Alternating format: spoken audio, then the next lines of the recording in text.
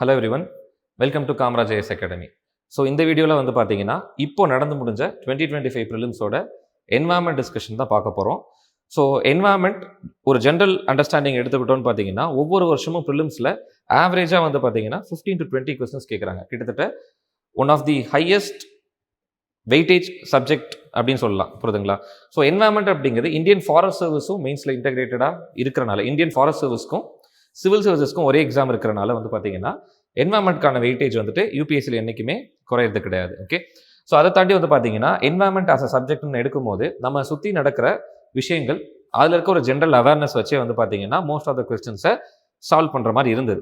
But last year வந்துட்டு பயோடைவர்சிட்டியில் species இன் நியூஸில் அதிகமான ஃபோக்கஸ் அப்படிங்கிறது யூபிஎஸ்சி வச்சுருந்தாங்க. ஓகே, இந்த வருஷமும் அந்த ஒரு ட்ரெண்ட் கண்டினியூ ஆகும்னு நிறைய பேர் எக்ஸ்பெக்ட் பண்ணாங்க. பட் யூபிஎஸ்சி இந்த டைம் ஸ்பீஷீஸ் இன் நியூஸ்ல வந்து பெருசாக வந்து பார்த்தீங்கன்னா கொஸ்டின்ஸ் வந்து கேட்கல. வாட் தே ஃபோக்கஸ்ட் வாஸ் ஒரு கான்செப்சுவல் அண்டர்ஸ்டாண்டிங், என்வாயர்மெண்ட் சம்பந்தமான கான்செப்சுவல் அண்டர்ஸ்டாண்டிங் வந்து பற்றி தான் இந்த வருஷம் கொஸ்டின் பேப்பர் அப்படிங்கிறது ஃபோக்கஸ் பண்ணியிருந்தது. அதை தாண்டி வந்து பார்த்தீங்கன்னா என்வாயர்மெண்ட், சயின்ஸ் அண்ட் டெக் இந்த ரெண்டு சப்ஜெக்ட்லையுமே ஸ்டாட்டிக் அண்டர்ஸ்டாண்டிங்கை விட கரண்ட் அஃபேர்ஸ் லிங்கேஜ் அப்படிங்கிறது இருக்கும். ஸோ கரண்ட் அஃபேர்ஸ் ட்ரிவனாக தான் நிறைய கொஸ்டின்ஸை வந்துட்டு கேட்டிருந்தாங்க. அது இந்த வருஷமும் கண்டினியூ ஆச்சு. அதை தாண்டி இன்னொரு முக்கியமான புது ட்ரெண்ட் என்வாயர்மெண்ட்ல வந்து பார்த்தீங்கன்னா அந்த பவுண்டரி அப்படிங்கிறது கொஞ்சம் கொஞ்சமாக ஃபேட் அவுட் ஆகிடுது. விச் மீன்ஸ் அந்த கொஸ்டின் வந்து சயின்ஸ் அண்ட் டெக்கா இல்லாட்டி வந்து பார்த்தீங்கன்னா என்வாயர்மெண்ட்டா இல்லாட்டி ஜாகிரஃபியா நம்மளால கிளியர் கட்டாக என்ன பண்ண முடியாது, கிளாஸிஃபை பண்ண முடியாது. ஸோ அப்போ அந்த ஜாகிரஃபி, சயின்ஸ், அதுக்கப்புறம் என்வாயர்மெண்ட், இது மூணுக்கும் இருக்க அந்த இன்டர் ரிலேட்டட் அண்டர்ஸ்டாண்டிங்கை வச்சு தான் இந்த கொஸ்டின்ஸை உங்களால் சால்வ் பண்ண முடியுது. இப்போ ஃபார் எக்ஸாம்பிள் இந்த சப்ஸ்டன்சஸ் எடுத்துக்கோங்க, இதில் வந்துட்டு எதுலெல்லாம் பிளாஸ்டிக் இருக்குது அப்படிங்கிற மாதிரி கேட்டிருந்தாங்க. ஓகே, இந்த விஷயம் அப்படிங்கிறது சயின்ஸ் அண்ட் டெக் கொஸ்டின்ஸாகவும் ஒரு கொஸ்டின் கீழேயும் கிளாஸிஃபை பண்ணலாம், என்வாயர்மெண்ட் பெர்ஸ்பெக்டிவ்ல நம்ம பார்க்கலாம். ஓகே, அதே மாதிரி வந்து பார்த்தீங்கன்னா ட்ராபிக்கல் ஏரியாஸில் டஸ்டோட கான்சென்ட்ரேஷனை பற்றி ஒரு கொஸ்டின் கேட்டிருந்தாங்க. But it seem to be more incline towards geography. புரியுதுங்களா? ஸோ அந்த மாதிரி வந்து பார்த்தீங்கன்னா there is an overlapping area between environment and other subjects. Okay, so அந்த பெர்ஸ்பெக்டிவ்ல வந்துட்டு கன்வென்ஷனலாக இந்த ஏரியாஸில் வந்து மட்டும்தான் என்வாயர்மெண்ட் வந்துட்டு கொஸ்டின் கேட்டுட்டு இருந்தாங்க. Conceptual, terms in news, species, protected areas, அதை தாண்டி வந்து பார்த்தீங்கன்னா அனிமலோட பிஹேவியர் வந்து ஒரு ரீசெண்ட் ட்ரெண்டாக நம்ம பார்த்தோம். ஓகே, சில அனிமல்ஸ் வந்து இந்த மாதிரி பிஹேவ் பண்ணுறதுக்கான காரணம் என்ன? ஓகே, நக்டர்னல் அனிமல்னா என்னது? ஓகே, கிரப்பஸ்குலார், கெத்திமீரல், இந்த மாதிரி வந்து பார்த்தீங்கன்னா அனிமல் பிஹேவியர்ஸை ஃபோக்கஸ் பண்ண ஆரம்பிச்சாங்க. அதுக்கப்புறம் கன்வென்ஷன், இன்ஸ்டிடியூஷன்ஸ், டொமஸ்டிக்காக இந்தியாவில் இருக்கிற என்வாயர்மெண்டல் லாஸ், ரூல்ஸ், அதுக்கப்புறம் பாலிசிஸ், இது எல்லாமே. ஓகேங்களா? ஸோ அப்போது இந்த ஏரியா தான் கன்வென்ஷனலாக இருந்தது.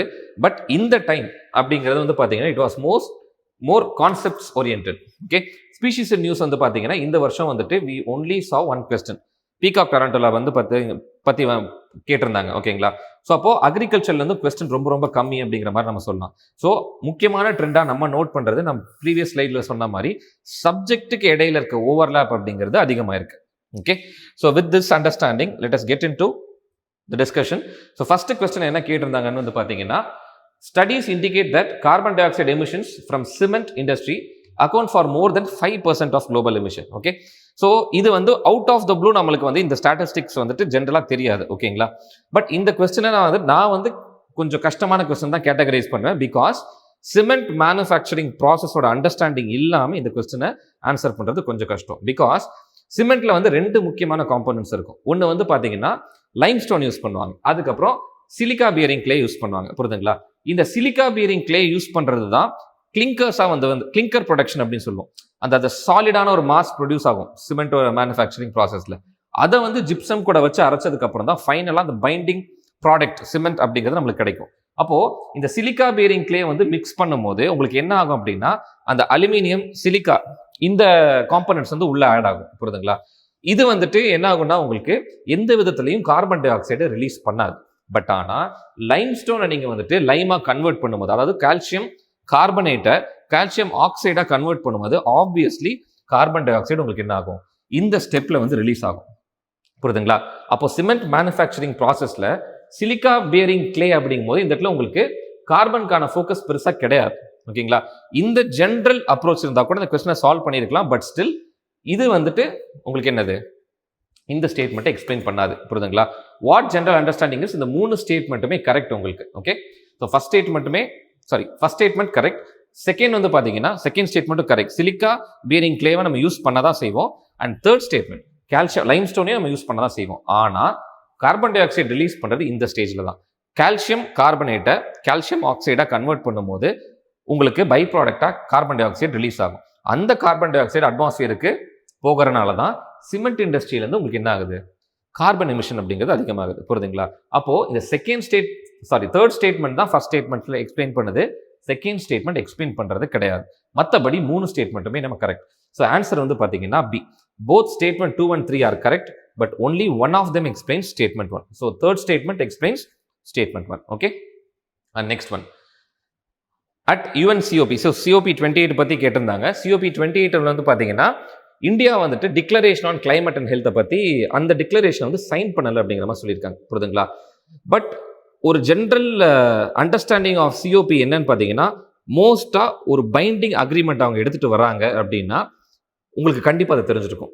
மற்றபடி ஒவ்வொரு COP நடக்கும் போதும் சைட் பை சைட் பேரலாக நிறைய அக்ரிமெண்ட்ஸை வந்து கண்ட்ரீஸ்க்கு இடையில சைன் பண்ணுவாங்க.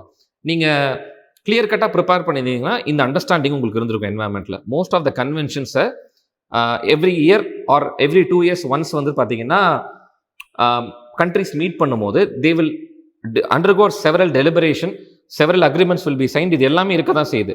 பட் ஆனால் சில அக்ரிமெண்ட்ஸ், ரொம்ப மினிமலான அக்ரிமெண்ட்ஸ் மட்டும்தான் பைண்டிங் நேச்சரில் இருக்கும். மோஸ்ட் ஆஃப் த அக்ரிமெண்ட்ஸ் வந்து பார்த்தீங்கன்னா பைண்டிங் நேச்சரில் இருக்காது. ஸோ அதனால் இந்த ஒரு ட்ரிவியலான ஒரு டிக்ளரேஷன் அப்படிங்கிறது பைண்டிங்காக இருக்கிறதுக்கான வாய்ப்பு ரொம்ப ரொம்ப கம்மி. ஓகேங்களா? அதனால செகண்ட் ஸ்டேட்மெண்ட் அப்படிங்கிறது தப்பு. It is not a binding declaration. புரியுதுங்களா?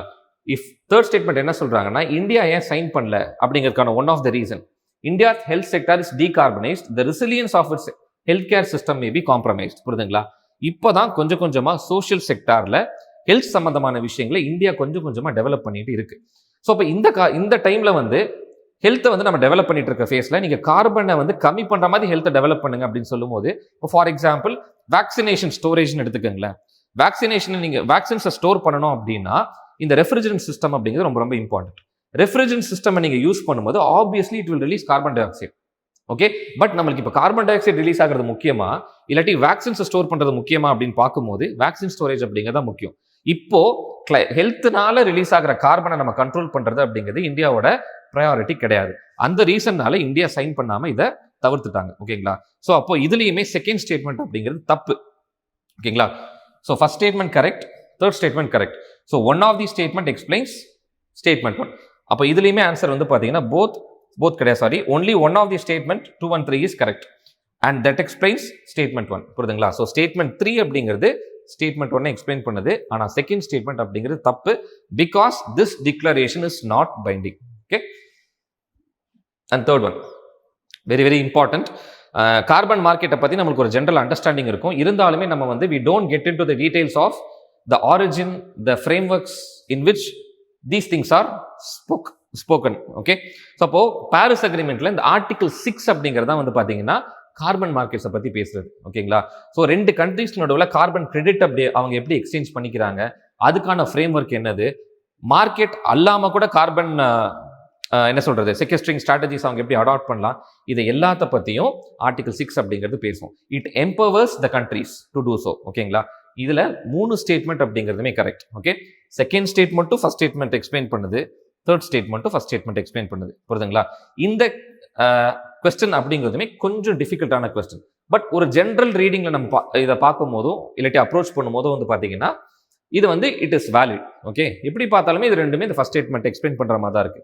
ஸோ அப்போ ஆன்சர் வந்து பார்த்தீங்கன்னா ஏ. இந்த இடத்துல both statement 2 and 3 are correct, both of them explain statement 1. புரியுதுங்களா? நான் மார்க்கெட் ஸ்ட்ராட்டஜிஸ் பற்றியும் அவங்க பேசுகிறாங்க, at the same time carbon market principle பற்றியுமே ஆர்டிகல் 6 அப்படிங்கிறது பேசுது. Okay, and next one nature solutions finance hub for Asia and Pacific. இது நீங்கள் கரண்ட் அஃபேர்ஸ் ஃபாலோ பண்ணியிருந்தாலே ஈஸியாக எழுதியிருக்கலாம். ரொம்ப ரொம்ப ஈஸியான question. It was released by Asian Development Bank. எதுக்காக அப்படின்னு பார்த்தீங்கன்னா, இப்போ நேச்சர் பேஸ்ட் சொல்யூஷன் அப்படிங்கிற ஒரு கான்செப்டை பற்றி கேள்விப்பட்டிருப்பீங்க. ஃபார் எக்ஸாம்பிள், சென்னையில் வந்துட்டு ஒவ்வொரு வருஷமும் மழை பெய்யும் போது ஃப்ளட் வருது. அப்போ இந்த ஃப்ளட்டை கண்ட்ரோல் பண்ணுறதுக்கு நீங்கள் சொல்யூஷனாக ஸ்டார்ம் வாட்டர் ட்ரைனேஜ் கட்டுறீங்கன்னு வைங்களேன். அது ஒரு ஆர்டிஃபிஷியலான மேன்மேட் இன்டர்வென்ஷன். நம்ம வந்து என்ன பண்ணுறோம்னா ஸ்டார்ம் வாட்டர் ட்ரைனேஜை சிமெண்ட் அதுக்கப்புறம் வந்து சாண்டெல்லாம் யூஸ் பண்ணி பில்ட் பண்ணி we are routing the flood waters. கரெக்டாக? இது வந்து ஒரு மேன்மேட் இன்டர்வென்ஷன். இது ஒரு வழி. அப்படி இல்லைன்னா நம்ம வந்து என்ன பண்ணலாம்னா சென்னை இன் அண்ட் அரௌண்ட் இருக்க வெட்லேண்ட்ஸை ரீஸ்டோர் பண்ணுறது மூலியமா they will act as sponges. மழை பெய்யும் போது எல்லாத்தையுமே அதை அப்சர்வ் பண்ணி வச்சுக்கும். ஓகேங்களா? ஸோ ஃபர்ஸ்ட் கேஸில் மேன்மேட் இன்டர்வென்ஷன், செகண்ட் கேஸில் நேச்சரோட ஹெல்ப்போட நேச்சரை நம்ம என்ன பண்ணுறோம், ரீஜுவினேட் பண்ணுறது மூலியமா ஒரு என்வரான்மெண்டல் ப்ராப்ளம்க்கு சொல்யூஷன் கண்டுபிடிக்கிறோம். அதை தான் நேச்சர் பேஸ்ட் சொல்யூஷன் அப்படின்னு சொல்லுவோம். ஸோ அந்த மாதிரி விஷயங்களை வந்துட்டு ஃபினான்ஸ் பண்ணுறதுக்காக லான்ச் பண்ணப்பட்ட initiative by Asian Development Bank. Okay, so answer வந்து A. Okay, next one direct air capture. இதுவுமே ரொம்ப ரொம்ப ஈஸியான கொஸ்டின், புரியுதுங்களா? ஸோ டைரக்ட் ஏர் கேப்சர் அப்படிங்கிறது it comes under carbon sequestration. Carbon sequestration அப்படிங்கிறது தான் ஒரு அம்பர்லா டாபிக். அட்மாஸ்பியரில் இருக்க கார்பனை எப்படி நம்ம வந்து வி ஆர் என்ன சொல்ல கேப்சரிங் இட் அப்படிங்கிறது. இப்போ ஃபார் எக்ஸாம்பிள் ஒரு பெஸ்ட்டு ஒரு காமனாக எக்ஸாம்பிள் எடுத்துக்கிறோம்னா மரங்கள் கார்பன் டை ஆக்சைடை உள்ளே இழுத்துட்டு என்ன பண்ணும், ஃபோட்டோசிந்தசிஸ் கேரி அவுட் பண்ணும், ஆக்சிஜனை வெளியில் விடும். கரெக்டாக? ஸோ அப்போது அந்த மாதிரி இருக்கிற இடங்களை நம்ம என்ன சொல்லுவோம்னா கார்பன் சிங்க் அப்படின்னு சொல்லுவோம். இந்த கார்பன் சிங்க் வந்து அட்மாஸ்பியர் கார்பனை என்ன பண்ணும், கார்பன் டை ஆக்சைடை வந்து அப்சார்ப் பண்ணி வைக்கும், புரியுதுங்களா? அந்த ப்ராசஸ் பேர் தான் கார்பன் செக்வெஸ்ட்ரேஷன் அப்படின்னு சொல்லுவோம்.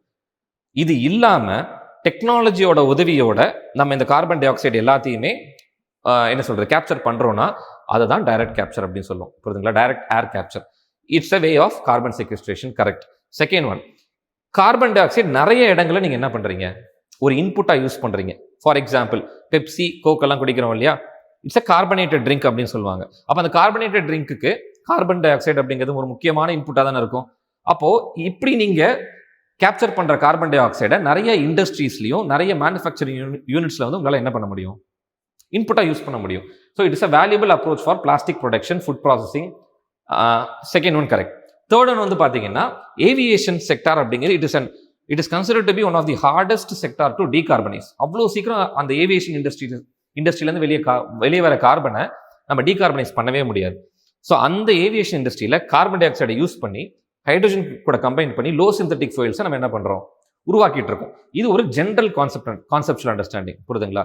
ஸோ 3 ஸ்டேட்மெண்ட் அப்படிங்கிறதுமே கரெக்ட் இந்த இதில். ஓகேங்களா? ஸோ 1, 2 and 3 ஆன்சர் வந்து சி. ஓகே, நெக்ஸ்ட் வந்து பார்த்தீங்கன்னா பீகாக் டொராண்டோலா. பீகாக் டொராண்டோலா ஒரே ஒரு ஸ்பீஷீஸ் மட்டும்தான் இந்த வருஷம் கேட்டிருந்தாங்க. அண்ட் லாஸ்ட் இயர் நீங்கள் மார்க் டெஸ்ட் எல்லாம் எடுத்திருப்பீங்க. மோஸ்ட் ஆஃப் த மார்க் டெஸ்ட்டில் நீங்கள் பார்த்த கொஸ்டின்ஸ் எல்லாமே ஸ்பீஷீஸ் இன் நியூஸ், கரெக்டாக? அண்ட் நிறைய ஸ்டூடெண்ட்ஸ் என்ன மாதிரி ரிவர்ட் பண்ணியிருந்தாங்க அப்படின்னா, சரி என்வாயர்மெண்ட் தான் இந்த இயர் எங்களுக்கு கஷ்டமாக இருக்குது அப்படிங்கிற மாதிரி. Because out of the blue ஏதோ ஒரு ஸ்பீஷீஸை பற்றி கேட்கும்போது உங்களால் எழுத முடியறது கிடையாது. பட் யூபிஎஸ்சி ஒரே மாதிரி ட்ரெண்டை வந்து என்ன பண்ண மாட்டாங்க, கண்டினியூ பண்ணிட்டு இருக்க மாட்டாங்க. அதனால இந்த டைம் ஸ்பீஷீஸ் இன் நியூஸில் ஒரே ஒரு கொஸ்டின் மட்டும்தான். இந்த ஸ்பைடரை பற்றி நீங்கள் கேள்வியே படலைனாலும் இந்த கொஸ்டினை ஈஸியாக ஆன்சர் பண்ணியிருக்க முடியும், புரியுதுங்களா? ஏன்னா என்ன கேட்டிருக்காங்க, டராண்டோலா அப்படிங்கிறது ஸ்பைடர். ஓகே, ஸோ இந்த டராண்டோலா ஒரு தனி ஸ்பீஷீஸ். ஸோ இப்போ டராண்டோலா அப்படிங்கும்போது இட் இஸ் அ கிரஸ்டேஷன் அப்படின்னு சொல்கிறாங்க.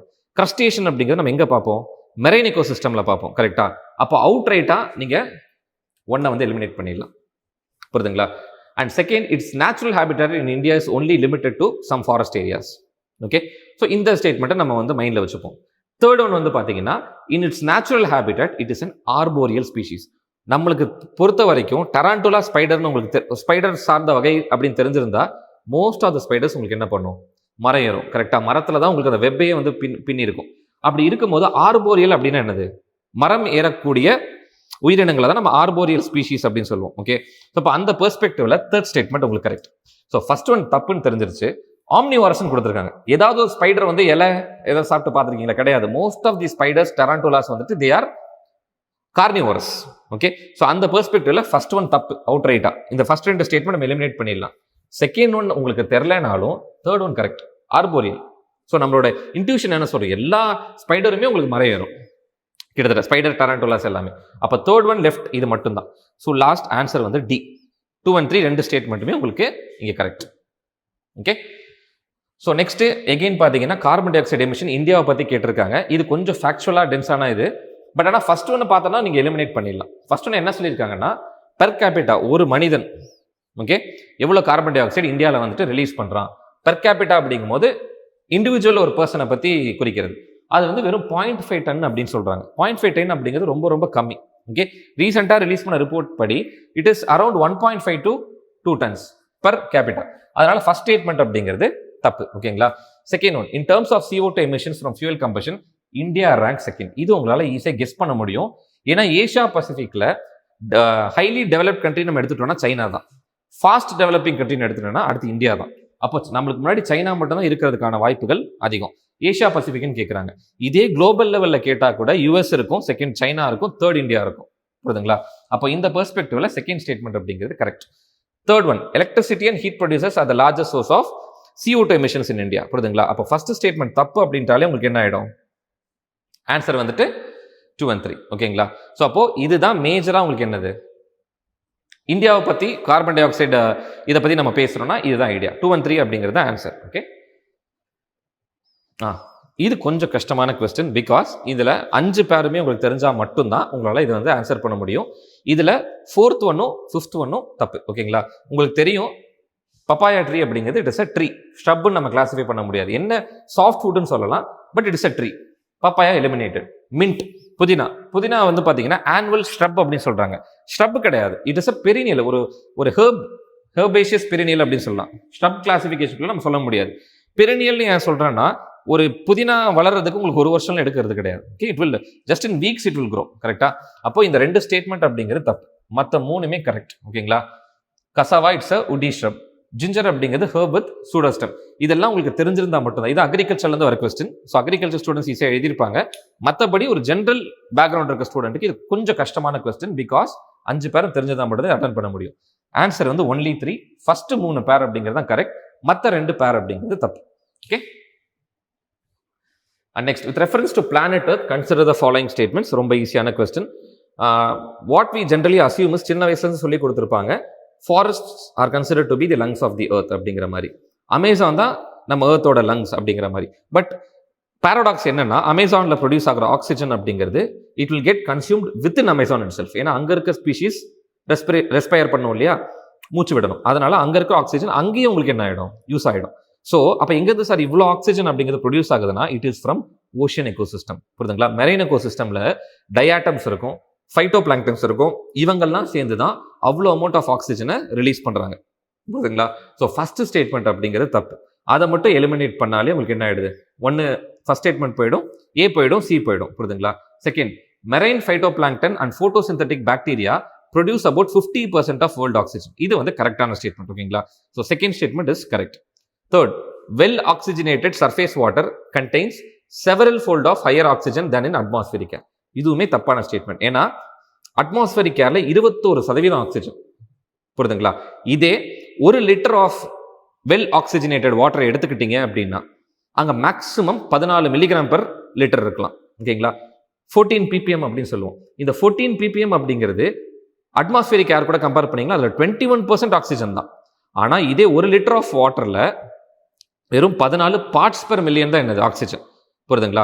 ஸோ அதனால இந்த ஸ்டேட்மெண்ட் அவுட் ரைட்டாக தப்பு, இந்த ஸ்டேட்மெண்ட். ஸோ இது உங்களுக்கு தெரியும். ஸோ இது தப்பு, இது தப்பு, செகண்ட் ஒன் மட்டும் கரெக்ட். ஸோ ஆன்சர் வந்து 2 ஒன்லி. ஓகே, அண்ட் நெக்ஸ்ட் வந்து பார்த்தீங்கன்னா with respect to circular economy, it's a very simple question. புரியுதுங்களா? சர்க்குலர் எக்கனாமி அப்படிங்கும் போது நீங்கள் வந்து வேஸ்டேஜை கம்மி பண்ணுறீங்க, அதுக்கப்புறம் பை ப்ராடக்ட்ஸ் இல்லாட்டி வேஸ்டேஜ் தான் வருது, அதை ஏதாவது திரும்ப ரீயூஸ் பண்ண முடியுமா, ரீசைக்கிள் பண்ண முடியுமா, ஓகே, திரும்ப வேற ஏதாவது ஒரு இண்டஸ்ட்ரியில் அதை இன்புட்டாக கொடுக்க முடியுமா அப்படின்னு பார்க்கறது. So circular economy reduces emission of greenhouse gases. கரெக்டான statement. Second, circular economy reduces use of raw material as inputs. இதுவும் கரெக்டான ஸ்டேட்மெண்ட். கரெக்டுங்களா? ஃபார் எக்ஸாம்பிள், நீங்கள் வந்துட்டு ஒரு செல்ஃபோனை தயாரிக்கிறீங்க, அதில் ஒரு பை ப்ராடக்டாக சில பிளாஸ்டிக்ஸ் வருது, கோல்டு இருக்குது, செமிகண்டக்டர்ஸ் யூஸில் அப்படின்னா அதை வேஸ்ட் ப்ராடக்டை வெளியே தூக்கி வீசாமல் திரும்ப அதை என்ன பண்ணுவீங்க, இன்புட்டாக முன்னாடி எடுத்துகிட்டு வருவீங்க. அப்படி இல்லை, ஃபோன் எல்லாத்தையுமே நம்ம என்ன பண்ணுறோம், உடஞ்சு போனதுக்கப்புறம் தூக்கி வீசுறோம் இல்லையா, அதுலேருந்து நம்ம என்ன பண்ணுறோம்னா இந்த கெமிக்கல்ஸ், இந்த எலமெண்ட்ஸ் எல்லாத்தையுமே ரெக்கவர் பண்ணி திரும்ப இன்புட்டாக அதை யூஸ் பண்ணலாம். அப்போ நம்ம வந்து ஒரு சர்க்குலர் எக்கனாமிக்குள்ள போகிறோம் அப்படின்னு சொல்லுவோம். அப்போ வேஸ்டேஜை கம்மி பண்ணோம், at the same time raw materials கன்சம்ஷனையும் கம்மி பண்ணும். இது ரெண்டுமே கம்மியாகிறனால ஆட்டோமேட்டிக்காக கார்பன் டை ஆக்சைடு எமிஷன் உங்களுக்கு என்ன ஆகும், கம்மியாகும்.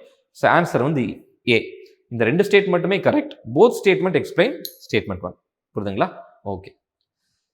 So next, which organisation has enacted nature restoration law. புரியுதுங்களா? இது தெரிஞ்சா நீங்க போடலாம். இது ஆஃபன் கரண்ட் அஃபேர்ஸ்ல வந்துட்டே தான் இருந்தது. அப்படி இல்லைன்னா கூட ஒரு கெஸ் எடுக்கணும் அப்படின்னா இந்த இடத்துல வந்துட்டு ஒரு லா எடுத்துட்டு வரக்கூடிய அதிகாரம் மேபி ஓஇசிடியில் இருக்கலாம், இல்லாட்டி யூரோப்பியன் யூனியன்ல இருக்கலாம். மோஸ்ட் ப்ராபபிள் ஆப்ஷன் யூரோப்பியன் யூனியனாக தான் இருக்கும். இது கீழே தான் நிறைய கண்ட்ரிஸ் இருக்கும். Because world bank is an international organisation. Food and agriculture organisation is an international organisation, UN கீழே இருக்க ஆர்கனைசேஷன். ஆனால் யூரோப்பியன் யூனியன் அப்படிங்கிறது கண்ட்ரிஸ் எல்லாம் ஒன்றா வந்து ஃபார்ம் பண்ணியிருக்கிற ஒரு அரீனா. ஸோ அப்போ ஆப்வியஸ்லி இங்கே தான் அது வந்திருக்கிறதுக்கான சான்ஸ் ரொம்ப அதிகம். ஏன்னா இட் இஸ் அ லா. புரியுதுங்களா? 2030க்குள்ள 20% ஓஷன் இக்கோசிஸ்டம், அதாவது இங்கெல்லாம் டேமேஜ் ஆயிருக்கும், வல்னரபிளா இருக்க இக்கோசிஸ்டம் ரீஸ்டோர் பண்ணணும் அப்படிங்கிறது தான் ஒரு ஸ்ட்ராட்டஜி கொண்டு வந்திருக்காங்க. அந்த ஸ்ட்ராட்டஜி கீழே இருக்கிற லா தான் இந்த nature restoration law. So answer is European union. Okay. And last question என்னன்னு பார்த்தீங்கன்னா, வேர்ல்டு பேங்க் என்ன பண்ணியிருக்காங்கன்னா வெட் பல்ப் டெம்பரேச்சரை பற்றி பேசியிருக்காங்க. ஓகே, இந்தியாவில் வந்துட்டு வெட் பல்ப் டெம்பரேச்சர் 35 தாண்டும் அப்படின்னு. இந்த வெட் பல்ப் டெம்பரேச்சர் அப்படிங்கிறது you should not confuse it with normal temperature. இப்போ நம்ம ஹீட் வேவ் அதெல்லாம் படிக்கிறோம் இல்லையா, அட்மாஸ்பியரிக் டெம்பரேச்சரோட நீங்கள் கன்ஃபியூஸ் பண்ணிக்க கூடாது. இந்த வெட் பல்ப் டெம்பரேச்சர் அப்படிங்கிறது it measures the combination of heat and humidity. இதை ரெண்டையும் கம்பைன் பண்ணி எந்த அளவுக்கு இந்த டெம்பரேச்சர் அப்படிங்கிறது ஒரு ஹியூமன் பாடியில் இம்பாக்டை ஏற்படுத்துது, எந்த அளவுக்கு வந்து பார்த்தீங்கன்னா இந்த ஹியூமன் வந்துட்டு he is able to cool himself அப்படின்னு பார்க்கறது இந்த வெட் பல்ப் டெம்பரேச்சர். அப்போது இந்த வெட் பல்ப் டெம்பரேச்சருக்கு டைரெக்டாக உங்களுக்கு ரிலேட் ஆகிற ஸ்டேட்மெண்ட் இதுதான். The survival of animals including humans will be affected because 35 தாண்டும் போது உங்களால் எஃபெக்டிவாக என்ன பண்ண முடியாது, ஹீட்டை வெளியிட முடியாது. புரியுதுங்களா? இப்போ நம்ம சொல்லுவோம் எவாப்ரேஷன் நடக்கிற இடத்துல உங்களுக்கு என்ன ஒரு கூலிங் எஃபெக்ட் ப்ரொடியூஸ் ஆகும்னு சொல்லுவோம் இல்லையா. இப்போ வேர்க்குது, ஓகே, பாடியிலேருந்து ஹீட் வெளியே போகுது அப்படிங்கிறனால தான் நம்மளோட பாடியோட டெம்பரேச்சர் அந்த ஹோமியோஸ்டேசிஸில் இருந்துகிட்டே இருக்கு. ரொம்ப பாடி ஹீட் ஆச்சு அப்படின்னா ஆட்டோமேட்டிக்காக நியூரான்ஸ் எல்லாமே டேமேஜ் ஆகிடும். கரெக்டாக நம்ம it will lead to fatality. அதனால வந்துட்டு உங்களுக்கு டெம்பரேச்சர் வெட் பல்ப் டெம்பரேச்சர் 35க்கு கீழே இருந்தால் தான் ஹியூமன்னால என்ன பண்ண முடியும், ஹியூமன்ஸ்னாலையும் அனிமல்ஸ்னாலையும் they will be able to cool them self. புரியுதுங்களா? பட் இதுக்கும் ஃப்ளட்டிங், ட்ராபிக்கல் சைக்ளோன் இது எதுக்குமே பெருசாக சம்மந்தம் கிடையாது. ஓகேங்களா? It relates to human body temperature, how well they are able to cool them self அப்படிங்கிறது. ஓகேங்களா? டெஃபினெட்லி ஹையர் டெம்பரேச்சர் தான் டினோட் பண்ணுது. பட் இதுக்கும் ஃப்ளட்டிங், ட்ராபிக்கல் சைக்ளோன் அதுக்கும் பெருசாக சம்மந்தம் அப்படிங்கிறது கிடையாது. அதனால நீங்கள் ஃபர்ஸ்ட் ஒன்று எலிமினேட் பண்ணிட்டு 2 ஒன்லி மட்டும் போட்டுடலாம். புரியுதுங்களா? ஸோ என்வாயர்மெண்ட்டில் சில கொஸ்டின்ஸ் சயின்ஸில் ஓவர்லாப் இருந்தனாலையும் ஜியாகிரஃபியில் ஓவர்லாப் இருந்தனாலையும் அதை வந்து உங்களுக்கு நெக்ஸ்ட் வீடியோஸில் வந்து பார்த்தீங்கன்னா geography and science and tech current அஃபேர்ஸில் வந்து கவர் பண்ணுவாங்க. ஸோ இதில் மோஸ்ட்டாக என்வாயர்மெண்ட் ஸ்பெசிஃபிக்காக இருந்த விஷயங்களை நம்ம பார்த்தோம். And you should infer that environment அப்படிங்கிறது கொஞ்சம் கொஞ்சமாக இவால்வ் ஆகிட்டு இருக்க சப்ஜெக்ட். இதுக்கேற்ற மாதிரி நம்ம ப்ரிப்பேர் பண்ணணும் அப்படின்னா டைரெக்டாக வந்து கரண்ட் அஃபேர்ஸ் வந்துட்டு நம்ம எப்படி அப்ரோச் பண்ணோம் அப்படிங்கிறது ரொம்ப ரொம்ப இம்பார்ட்டன்ட். புரியுதுங்களா? அதை வச்சு தான் உங்களுக்கான இதை வந்து நீங்கள் பிளான் பண்ணும். இதுக்கு எல்லாமே ஃபர்ஸ்ட் ஸ்டெப்பாக இருக்கிறது உங்களோட ஸ்டாட்டிக் அண்டர்ஸ்டாண்டிங். இது ரெண்டுத்தோட காம்பினேஷனில் தான் என்வாயர்மெண்ட் கொஸ்டின்ஸை உங்களால் பெட்டராக அப்ரோச் பண்ண முடியும். Because UPSC is evolving in such a manor. So அடுத்தடுத்து என்வாயர்மெண்ட் சம்மந்தமான இனிஷியேட்டிவ்ஸ், என்வாயர்மெண்ட் சம்மந்தமான கோர்சஸில் நான் உங்களை மீட் பண்ணுறேன். Thank you for listening. தேங்க்யூ.